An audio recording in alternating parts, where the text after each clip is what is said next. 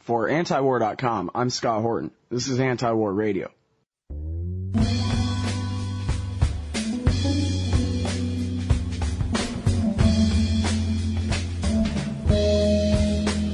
And I'm looking at an article titled Neocons for Ahmadinejad, huh?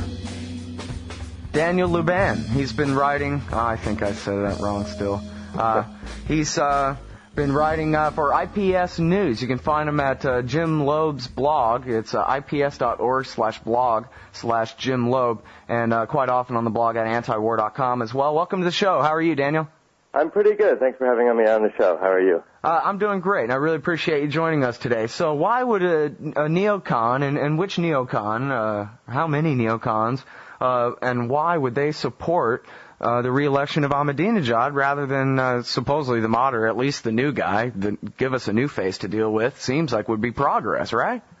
Right. Well, I mean, I think from a lot of these guys' perspective, Ahmadinejad is really a useful asset in that his constant inflammatory statements, his Holocaust denial, the call to wipe Israel off the map, which, as a lot of people pointed out, was actually mistranslated, have actually been very useful in rallying people around taking a harder line against Iran. So, I mean, it seems fairly clear for a while that there were a lot of hardliners, both in the U.S. and Israel, who were secretly rooting for an Ahmadinejad win today. But I was startled, actually, on last week when I went to the Heritage Foundation to hear Daniel Pipes, who's the head of the Middle East Forum, very influential neoconservative pundit on Islam, to say outright, if I could vote in the Iranian elections, I would vote for Ahmadinejad. And similarly, Michael Rubin at the American Enterprise Institute was interviewed today and was asked outright, would you vote for Ahmadinejad? Should we be rooting for him? And he hedged a lot, and he never quite came out and said explicitly he would. But he similarly said that Ahmadinejad's inflammatory statements have been very helpful, and that you would basically, the perspective these guys have is that the Supreme Leader calls all the shots, and any of these guys would basically be the same from the policy perspective, so you might as well have the most inflammatory one in office to sort of rouse people and build support for a hard line against Iran. Well, that's sure an awful truth, it seems like, that the moderates ought to be marginalized. I guess I wonder whether you think, or maybe you know, if there's any evidence or anybody's really talked about this, when George Bush, kind of railed against the people of Iran in July of 2005 and said, you better not elect a right-winger, you better vote pro-American or whatever, and they all voted for Ahmadinejad. Do you think that was actually deliberate to provoke that backlash back then? Well, yeah, I don't know if it was deliberate on Bush's part, but there is some evidence that hardliners here in the U.S. are actually going out of their way, perhaps, to pave the way for an Ahmadinejad win. So in the last couple of days, we've seen Republicans in Congress try to fast-track a couple bills that would impose sanctions against Iran and divestment from Iran that weren't scheduled to go up for a vote for a long time. And they tried to fast-track them so that they would go up for a vote right now, which would be pretty much tailor-made to increase tensions with Iran, bolster Ahmadinejad, undercut Mousavi. And as far as we can tell, that's probably the motive for doing so. And thankfully, these moves were shut down, so it shouldn't be an issue. But it does seem like, especially in Congress, people are perhaps going out of their way for an Ahmadinejad win. Yeah. Well, and to make it easier to have what kind of conflict? An actual war against them, you think? Is that what Daniel Pipes and them want? Is a war? I don't think anyone is outright saying we should go to war. Well, with some exceptions. For instance, Newt Gingrich at the AIPAC conference said he would support preemptive military strikes against Iran. Well, and Hillary Clinton actually threatened on George Stephanopoulos. We could hit them. Yeah, that's right. A first strike, the way we did Iraq, she said. Oh, yeah. And Gingrich was also advocating going against North Korea in the same way. But right now, most of the hawks are sort of gathering around sanctions. And there's a bill in Congress right now that would punish companies that export refined petroleum products to Iran. And that's what they're rallying around, but most of us suspect that that's really only a first step, that no one really expects these sanctions to be effectual. And then the main purpose of imposing them is just so that then once the sanctions fail, then we can take military action against Iran and say, oh, well, we've tried everything. We tried lesser measures. Mm-hmm. Well, they tried to do this last summer, right? And the peace movement beat them. And a bunch of Congress people took their name off. People who had co-sponsored the sanctions blockade bill, really, as you said, to try to ban the importation of refined petroleum to Iran. There was a big fight about it, and the good guys won last summer, huh? Yeah. Well, so far so good, and we get the sense that the Obama administration, most of the key players, with some exceptions like maybe Dennis Ross, are on our side, but there are a lot of forces in Congress who are pushing hard the other way, and AIPAC, for instance, has made this sanctions legislation their top priority, and their allies in Congress are really pushing to have it imposed sooner rather than later. Mm-hmm. Well, Scott Ritter, the former UN weapons inspector, has maintained for years that this whole thing about Iran's nuclear program is simply an excuse. Anybody who examines the facts knows that as far as their safeguards agreement with the IAEA, the Iranians are completely in compliance. The other side, I guess, of the IAEA's supposed investigation into their nuclear activities, which was basically illegally mandated by the UN Security Council, has turned up nothing except a Mossad-forged laptop full of supposed Iranian documents that implicate them in a bunch of nonsense. And yet somehow, even Dennis Blair, the director of national intelligence, testified under oath with the director of the Defense Intelligence Agency sitting next to him under cross-examination by John McCain in the U.S. Senate, said, we still stand by the NIE, the consensus of all 16 intelligence agencies from 2007, which says that they do not have a nuclear weapons program, and they have not even decided that they want to pursue nuclear weapons. And that was just, 2 months ago when that was sworn, and yet somehow the entire narrative and argument in public policy about what's to be done about Iran basically seems to just accept the Netanyahu version of reality rather than Dennis Blair's. Why is that still to this day that we can't have a conversation about this that's based on, the actual facts and evidence here? Yeah, well, it's very difficult. I mean, there are a lot of forces pushing in the opposite direction, who are trying to say that basically any uranium enrichment at all, any continued nuclear activity, even for civilian use, is too dangerous, and of course the Iranians are just hiding their intention to build a bomb.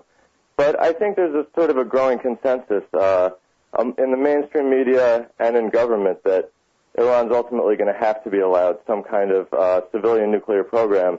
And that was one of the most notable lines for me in Obama's Cairo speech when he said, I'm quoting from memory here, so I'm not sure if it's the exact quote, but roughly all countries have a right to access peaceful nuclear energy.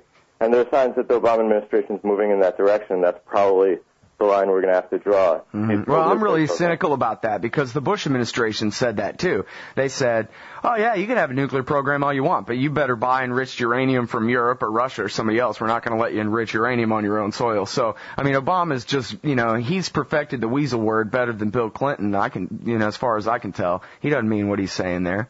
Or I don't see he didn't say you can enrich uranium as long as it's only 3.6%, because, that's already the case. Mohammed El-Baradei's guys are already there verifying that they're within their non-proliferation treaty obligations. So what's to negotiate if he meant what he said, Yeah. And it's been pointed out to me recently that El-Baradei is really the forgotten man here. We hear a lot of alarmist reports in the U.S. media, the Israeli media, many of which are coming from Israeli intelligence and places like that about Iran's nuclear program. But we almost never hear Mohammed El-Baradei, who should be, you would think, the foremost commentator on these issues. We never really hear his perspective, perhaps because he doesn't see fit to offer an alarmist enough interpretation of what's going on there. Right. I'd be absolutely lost in the woods without antiwar.com and Gordon Prather, the nuclear scientist and who's also a former advisor to senators, who knows all about nuclear weapons and all about the international law that explains all this. His work on the Bush administration's treatment of the axis of evil and their destruction of the non-proliferation regime is unparalleled anywhere. And, I don't know. I wouldn't be able to piece this together reading Braun Sanger in the New York Times. I know that. Yeah, well, there's certainly, there are just a lot of institutional forces working to put misinformation out there and alarmist information. So certainly antiwar.com's been doing some great work on this topic. Well, and we've been really happy to have you writing on our blog, too. We've been sort of, I guess, copying and pasting from the Lobe blog. And, again, it's Daniel Luban. Am I saying it right? I'm sorry. Oh, it's Luban, Daniel Luban. I'm sorry. Oh, it's okay. And it's ips.org/blog. You can find Jim Lobe's blog there. And Daniel's been writing there quite often. Is there a better site I can refer people to, by the way, here? Well, it's in a little bit of flux right now. I might be branching off to another site shortly. But for the moment, I think Loblog is the best place, and you can find stuff by Jim Lobe, whose coverage of the neocons is pretty unparalleled. My colleague Eli Clifton, who's been tracking a lot of the convergence between sort of neoconservatives and far-right Islamophobic extremists. So there's a lot of good stuff on there, and I would encourage readers to check it out. Mm-hmm. Yeah, for anybody who's not familiar with Jim Lobe, he's been writing about the neoconservatives as a weird sort of separate part of the conservative movement for 30 years or something, right? Yeah. I mean, a lot of the ideas that we've seen become mainstream, and a lot of the commentary you see about the neoconservatives now, he was writing for decades now. And I think he's still probably the best person to turn to for coverage of them. Yeah, and in fact, when you mentioned Michael Rubin there, we know because of Jim Lobe's work that he formerly is of the Office of Special Plans, where they cooked up the lies to get us into war with Iraq. Yeah. Well, I think you could do a very good chart just looking at the Office of Special Plans alums and what's happened to them. I was just seeing that William Luty, who oversaw the Office of Special Plans, has taken a job as a VP at Northrop Grumman, the major defense contractor. And I think there are people who are responsible for propagating a lot of this intelligence who are sort of spreading out along the military-industrial complex, if you will. Yeah, well, I guess, that's the Iron Triangle, right? Everybody's got to reap their rewards. Right, of course. Yeah, that whole Iraq war, there's a great article by Richard Cummings on Playboy.com called Lockheed Stock and Two Smoking Barrels, where basically the Iraq war, at least the initial shock and awe invasion is like that Transformers movie. It's nothing but a giant Lockheed commercial where every single product on the battlefield, it's basically like a Lockheed promotion video put into practice there. Yeah, I can. Well, it's certainly shock and awe. And, it's been said the Gulf War was really the first war devised for television consumption. And I think we certainly saw that in the early days of the second Iraq War as well. Yeah. All right, now let's talk about Frank Gaffney here and your piece on the Lowe blog here about the Washington Times piece, where and I guess this is kind of the convergence of the complete kooky side of the right that's completely disattached from reality and the actual mainstream intellectual leadership of the right, where they're really going with this Obama's a secret Muslim thing. Yeah, well, I have to admit, Frank Gaffney has a record of staking out pretty extreme positions, but I was a little bit startled to read that op-ed in the Washington Times, in that it's something you would associate with people who are really on the fringes, people like Pamela Geller, who's been propagating a lot of the Obama birth certificate rumors, the Obama is the secret child of Malcolm X rumors. That's I would encourage any listeners to check out her 10,000 word or so manifesto on that topic. I think Gaffney, from my perspective, it was kind of a blunder, because I think probably the Washington Times and Gaffney at this point realized that they triggered a backlash and they went a little bit beyond the pale, but it's just another sign of how neoconservatives are increasingly making common cause with some of these real far-right wackos. Yeah, well, it's basically all they got left as far as philosophy goes is support for war and torture. There's really nothing else to it at this point. They've kind of had to abandon everything else in favor of war and torture. Yeah, well, and certainly the anti-Islamic movement, it's very, it's a pretty nebulous line between the sort of neoconservative anti-radical Islam position and the sort of anti-Islam in general movements that have sprung up. And Gaffney in particular has really been making common cause with some extreme figures, and people like Geert Wilders, the far right Dutch parliamentarian. Gaffney's been a big supporter of him. With my colleague Eli and Ali Gharib, we were tracking how Gaffney and a few other neocons were actually sponsoring his tour across America. So I think we are seeing something of a convergence between the neoconservative right and the far right.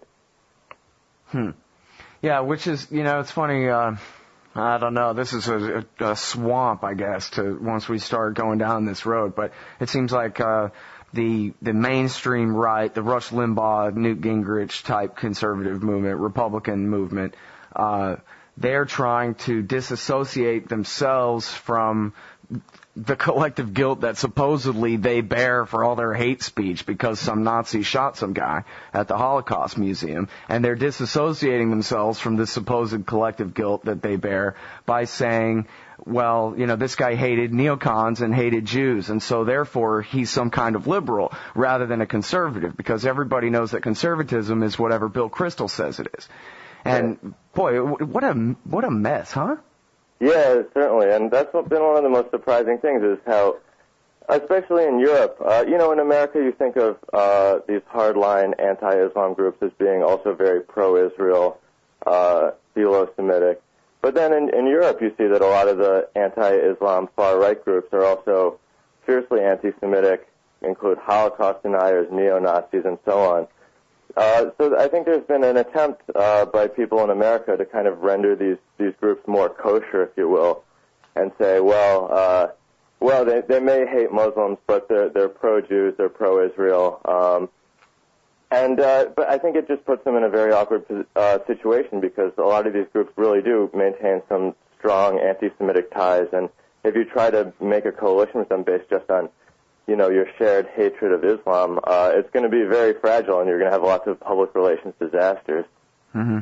Well, and this kind of reminds me of Jim Lobe's story of Irving Kristol arranging for, I forget exactly who, part of the Israel lobby, to buy a giant jetliner for Jerry Falwell to go around the country, and he was criticized and said, this guy, he's supposedly pro-Israel, but only in the sense that he's trying to force Jesus to come back to kill all the Jews, and are you really sure this is a good idea? And Irving Kristol said, yeah, well, it's his theology, it's our Israel.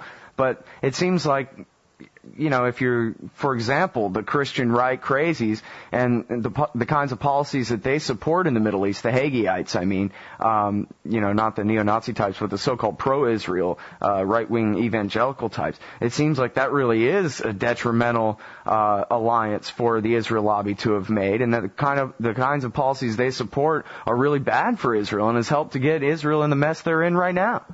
Yeah, I certainly think that's very true. And blowback, again, if you will. We've seen an effort to make people like Hagee more kosher, more palatable to the mainstream. So now, if you listen to Hagee talk, it's clear that he's memorized his talking points, and he says, well, eschatology has nothing to do with it. End times theology has nothing to do with it. This is all just about Israel's security needs, and we don't think that Israel can trade land for peace, and so on and so forth.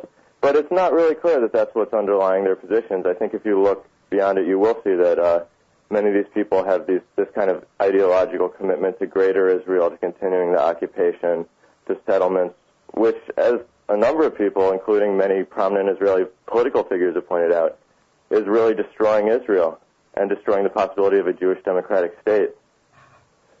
Yeah, that's really the thing here, too, is it's supposed to be beyond the pale to criticize Israel, and it's supposed to be anti-Semitic to criticize Israel and whatever, but, anybody who's really a student of any kind of international politics anywhere could examine if any other country was in the same situation Israel's in and just say, hey, listen, this is obviously a counterproductive strategy. You can't move into a new neighborhood and then immediately be the biggest bully on the block and think that you can continue to act that way indefinitely. At some point, you've got to be able to get along with your neighbors or move out. Come on. Yeah, and once again, it's just striking how much narrower the range of acceptable public opinion about Israel in America is than it is in Israel. People like Ehud Olmert, Ehud Barak, Tzipi Livni have made a number of statements that would get a politician in really hot water here and would never fly with AIPAC if an American congressman said them. And it shows what a restricted view of Israeli security that has been enforced in Washington by special interest groups and so on. Mm-hmm. Well, when I talked to Jim Lobe, I guess a week or two ago, he was saying he really believes that Barack Obama means what he says about trying to push for a Palestinian state in the West Bank and Gaza and so forth. I wonder what you think the political pressures in Washington, D.C. are looking like for something like that. And I guess really if you could take into account in your answer, address somehow the amount of settlements that are already there. I mean, as far as I know from the maps I've seen, you'd have to have I Dream of Jeannie blink 3/4 of those settlements out of existence overnight, or else there's just no way you're ever going to have some kind of sovereign state on the West Bank without it just being a bunch of Bantustans and a big joke. Yeah. Well, there's a very striking image of I think it's called the Palestinian Archipelago that was on the New York Times and a few other places recently, which just shows the West Bank with all the settlements and settler access roads and so on represented as water. And if you look at it that way, the West Bank really is an archipelago. It's just a set of disconnected islands, and it's clear that a lot of these settlements are going to have to be disbanded and drawn back. But I mean, once again, I think I'm somewhat optimistic about Obama's intentions, but it's clear that he's gotten bogged down in a debate that it's certainly not the ultimate battle he needs to be fighting, which is not to say it's not worth fighting. But right now we're arguing about whether we should just stop natural growth in the settlements, or what is called natural growth, which often refers to something much greater. But ultimately, if there's going to be any solution, there needs to be not just a settlement freeze, but actively disbanding some of the settlements. And it's clear that a lot of the sort of Israel lobby organizations, their affiliated congressmen, the Netanyahu government, are fighting very hard just to draw a line around natural growth. And we're not even addressing yet the many other, the other steps that are going to need to be taken if there's going to be any kind of viable two-state solution. Yeah, I mean, it almost seems like a dialectic kind of situation where, Malcolm X's autobiography gets up there and says, every black man ought to go out and buy a rifle right now, rah, rah, rah. And then he sits down and Martin Luther King is next. And Malcolm X leans over and explains to Martin Luther King's wife, you see, now whatever he says, the audience wants to hear it. It's, he'll be the moderate after what I just said. I mean, really, that's the thing. If Obama says, we need to curb some of this natural growth, and Netanyahu says, over my dead body, then we're not getting anywhere. I mean, Obama needs to be demanding a complete withdrawal of all Israeli forces from the West Bank yesterday if he's going to get even a tenth of that.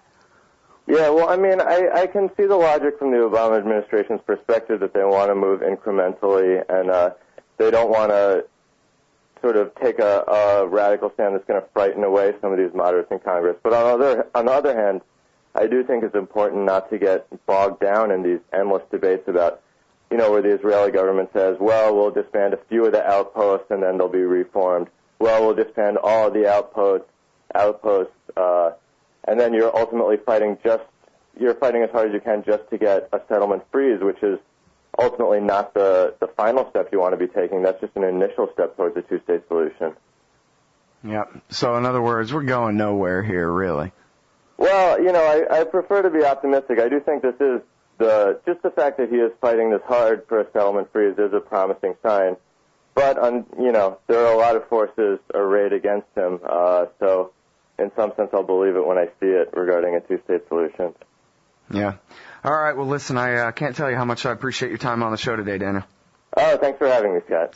All right, everybody. That's Daniel Luban from IPS.org. You can find him at the Lobe blog, Jim Lobe's blog, ips.org/blog/Jim Lobe. And that's it for Anti-War Radio this week. I tell you guys how much I appreciate you tuning in. We'll be back here next Tuesday through Friday for Anti-War Radio on Chaos 95.9 in Austin, Texas.